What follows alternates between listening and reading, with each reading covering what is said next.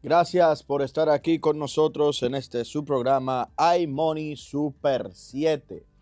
En el día de hoy vamos a tratar un tema un poco más a profundidad, que al parecer va a ser uno de los temas principales durante todo este final de año, que bueno, parte de lo que iniciamos este proceso fuimos aquí, nosotros en este programa, al impulsar y hablar un poco más de cómo debería ser la conversación de o la conversación de la indexación. Y esta conversación, como planteamos al inicio, no se puede quedar tan solo, que para nosotros es una buena idea y es justo, en tan solo decir vamos a indexar los salarios y vamos a seguir hacia adelante. No, no se puede quedar en eso. ¿Por qué? Porque como ya hemos visto en las diferentes argumentaciones, tiene implicaciones en el fisco, tiene implicaciones en la nómina pública, tiene implicaciones en los beneficios que pueda dar el Estado y sobre todo tiene implicaciones en la vida de todos nosotros, tanto positivos como negativas. Y durante los últimos días se han ido viendo locuciones sobre cómo se va a tomar en consideración o cómo se podría activar esta indexación, pero sin afectar necesariamente las arcas del Estado. Que aunque usted no lo crea y muchas veces minimizamos, es importante mantener saludables las arcas del Estado por el bienestar de nuestro país, las cuales ahora mismo están saludables y están con una visión, con una visión nueva de poder subsanar primero el peso de la deuda, irá bajando, y en segundo lugar aumentar en inversiones reales de capital, que me parece muy, muy oportuno. En estos días también aparecen senadores, diputados a discutir sobre el tema, y la verdad es que para mí es importantísimo cuando un senador y un diputado sale a decir que efectivamente se tiene que hacer cumplir las leyes, porque es una ley la parte de la indexación. Y para mí esto es muy positivo, realmente, porque están jugando su papel, están haciendo lo que tienen que hacer. Las leyes no están para ignorarse, no son recomendaciones, son leyes. Y si las leyes no las exigimos que se cumplan, mejor las quitamos, mejor se eliminan, porque al final, en teoría, estamos como contrato social poniendo más reglas de las que realmente estamos dispuestos a ejecutar. Y esto no solamente lo veo desde el punto de vista de las arcas del Estado y de los impuestos, sino también desde el punto de vista de todas las leyes que en este país, por desgracia, tenemos como recomendación y no como lo que son leyes. Dicho esto, aparecen los diferentes que deben de hacerlo. Por ejemplo, desde el Ministerio de Hacienda aparecen defensores de la situación actual que tenemos que recalcar. Esto no viene de este gobierno. Si hablamos desde el 2017, estamos hablando que estuvo en el gobierno el PLD, que ahora mismo en su separación son tanto el PLD como la Fuerza del Pueblo. Y actualmente lo ha continuado, que no por eso están excusados, el PRM. En este contexto aparecen los análisis al respecto de esta situación. Y el análisis principal o inicial, de que el impacto negativo dentro del ingreso fiscal iba a ser de de 1.800 millones de pesos. Actualmente se está manejando un número de alrededor de 2.000 millones de pesos. Excelente. Viendo esto, debemos de entender que 2.000 millones de pesos en las arcas del Estado es mucho dinero que se utiliza para muchas cosas. Y que si comenzamos a eliminar este tipo de impuestos, tenemos que en conjunto eliminar beneficios hacia la población. Personalmente entiendo que es un sacrificio válido, sobre todo considerando que muchas veces uno entiende que hay gente que están beneficiándose de algunos programas que tal vez no lo necesiten al 100% y son de las cosas que debemos de ir revisando. Pero aparecen soluciones que para mí no son soluciones. Entre ellas, en esta locución de las redes sociales, que ahora mismo son las zonas de debate principal, porque el debate se ha desvirtuado un poco y ya no se sientan al frente para discutir los puntos, sino más bien cada quien en su isla lanza una argumentación para defenderse o para atacar,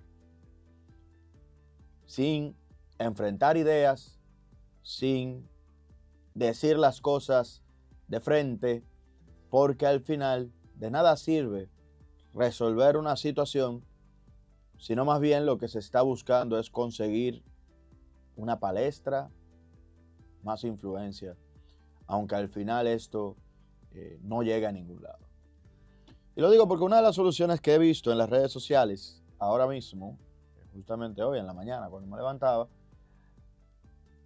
hablaba de que simple y llanamente resolviendo o haciendo o cumpliendo con la promesa del gobierno actual para mejorar la situación de la luz, de la situación eléctrica, el hoyo negro de la electricidad, que es un problema grave, nosotros nos estaríamos ahorrando alrededor de 1.900 millones de pesos al año. En otras palabras, pudiéramos indexar los salarios, y arreglando esa situación se paga esa falta. Se oye muy interesante y se oye muy bueno, ¿sí? Sin embargo, la parte donde nos volamos para hacer esa comparación es que en el interín, o sea, previo a ahorrarnos o a dejar de gastar los 1.900 millones dentro del sistema eléctrico, hay que invertir una cantidad de dinero mucho más cuantiosa.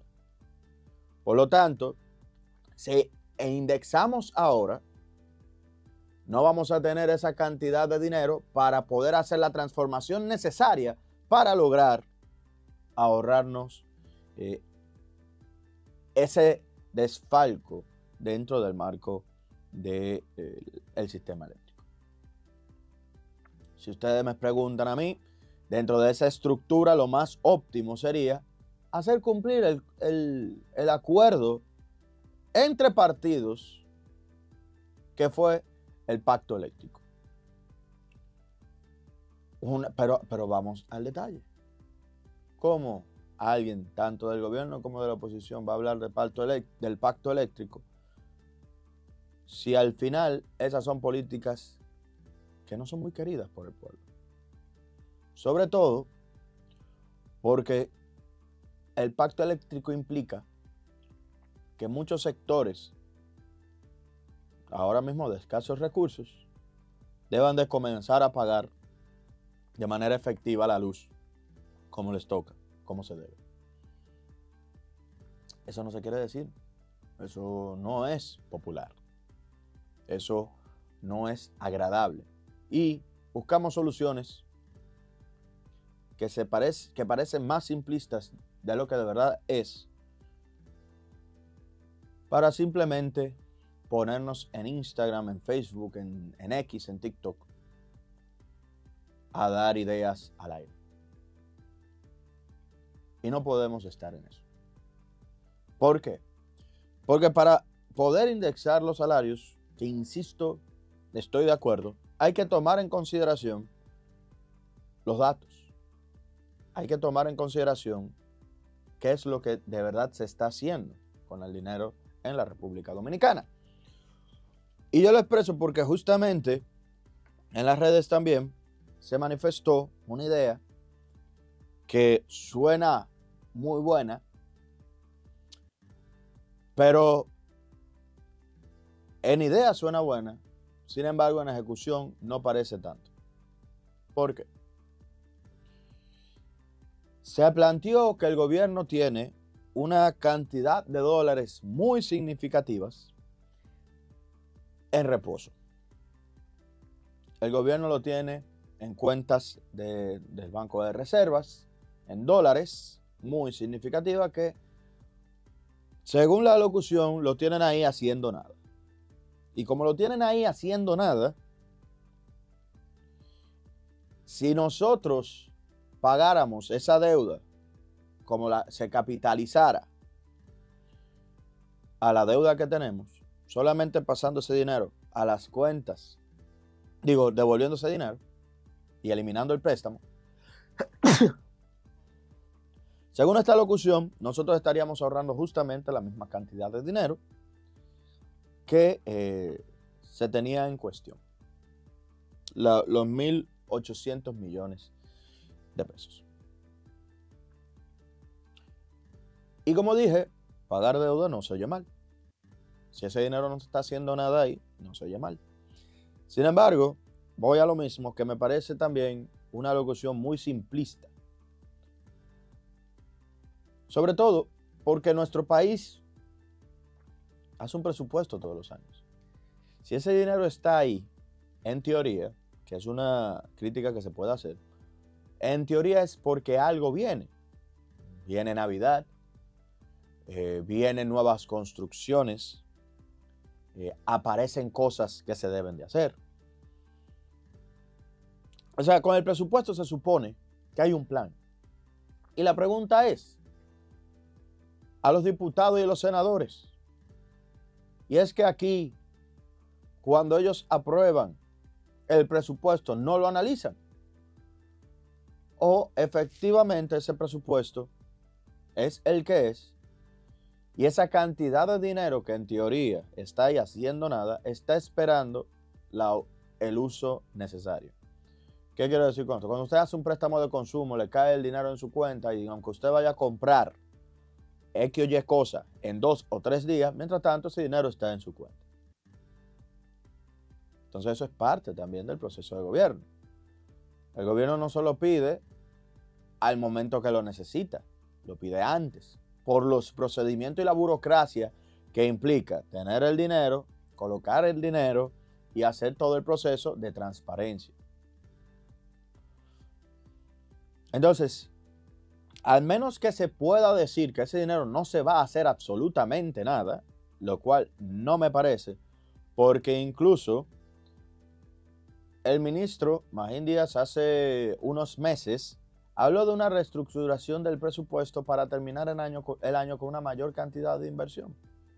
Hasta donde tengo entendido, hay un dinero relacionado con esos mismos montos que van a ser utilizados para desarrollo y finalizar algunos proyectos.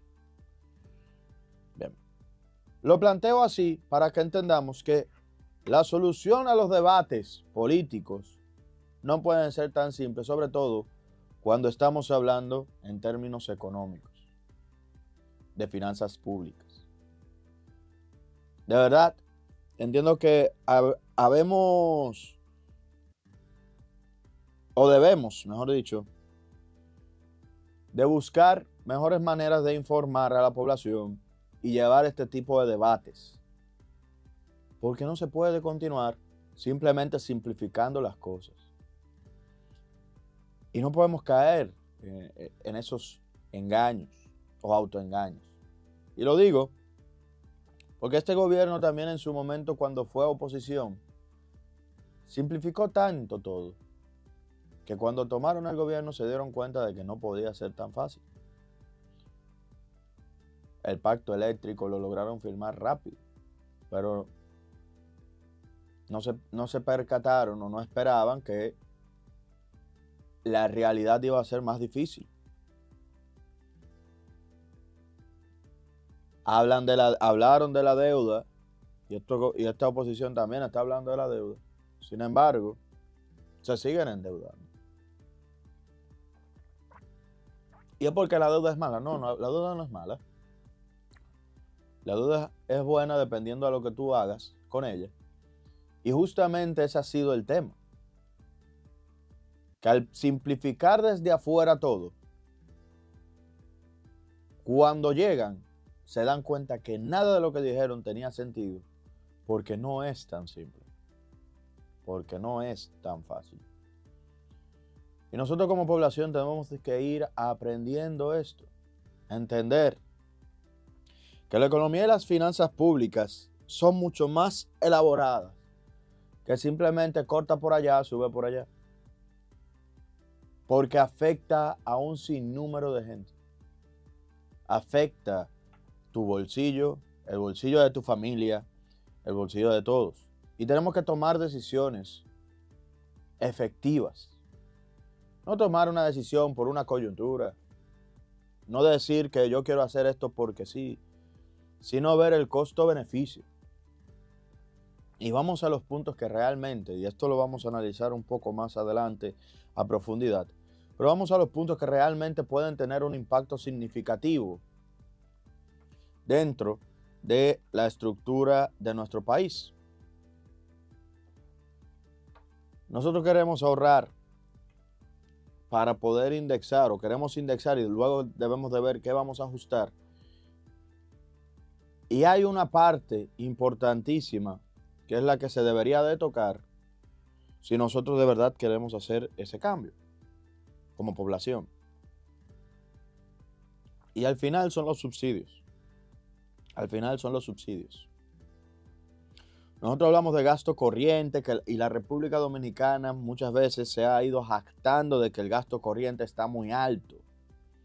Cuando digo la República Dominicana, hablo de la población y también de la oposición. ¿Y cuál es el gasto corriente? Que muchas veces solamente son palabras que se oyen bonitas, pero no entendemos. Gasto corriente vienen siendo los salarios de las personas. O sea, que habría que despedir personas si queremos reducirlo. Vienen siendo los subsidios. Si nosotros queremos ahorrar dinero, debemos de dejar de ayudar a las familias o ayudarlas menos. Y eso usted debe de decidir. Como población debemos de decidir si eso está bien o no. Yo digo que sí. Ayudarla menos es importante. ¿Por qué? Porque necesitamos crear individuos y nacionales con la capacidad de resolver sus problemas y no depender del gobierno. Y un gobierno que siempre quiere estar metido en todo y presente en todo, no ayuda a su población a crecer. Educación es importantísimo, vamos a mantenerlo. Salud es importantísimo, vamos a mantenerlo, si le parece. Pero que la gente salga a trabajar a buscar la comida. Que no hay suficiente capital. Lo entiendo. Pero no puede ser que toda la población tenga situaciones. Que es que vamos, y lo vamos a analizar ahora, luego de la pausa. Pero no puede ser que la población global de la República Dominicana tenga una situación tal que al menos una ayuda se necesite y que siguen saliendo políticas nuevas para seguir, entre comillas, ayudando. Y digo entre comillas porque es para darle dinero, pero aunque el dinero sea relevante para un grupo de individuos, no va a ser relevante para el largo plazo. Y ahí yo hablo, por ejemplo, de las nuevas ideas tan interesantes de los nuevos ministerios, como fue el Ministerio de la Juventud, que salió a decir, nosotros necesitamos, vamos a sacar una tarjeta joven y le vamos a estar dando dinero a todos los jóvenes a través de la tarjeta. Estimado, solamente con los descuentos que iban a conseguir los estudiantes iba a ser suficiente para hacer mejor sus vidas. Pero hay que darle dinero porque si no, no se siente completo el paquete. No, no, así no es que funciona manejar unas políticas públicas sanas, unas finanzas públicas sanas. No, así no es que funciona. Debemos de analizar el impacto, debemos de analizar el costo-beneficio, debemos de analizar las cosas que realmente van a funcionar. Y si van a funcionar, ¿cómo vamos a medir que funcione? ¿Cómo vamos a darle seguimiento? Todo esto. Con esto dicho, vamos a una pausa y luego de esto vamos a hablar un poco de la protección social en la República Dominicana. Aquí tenemos un informe de la ONE, muy buen informe, que para mí este tipo de informes debemos de sacarlos más, no solo más frecuentes, sino también darle más fortaleza a la ONE, a la Organización Nacional de Estadística, para que pueda crear este tipo de informes y este tipo de infogramas para aportar al conocimiento de la población y entender la magnitud de las cosas que vamos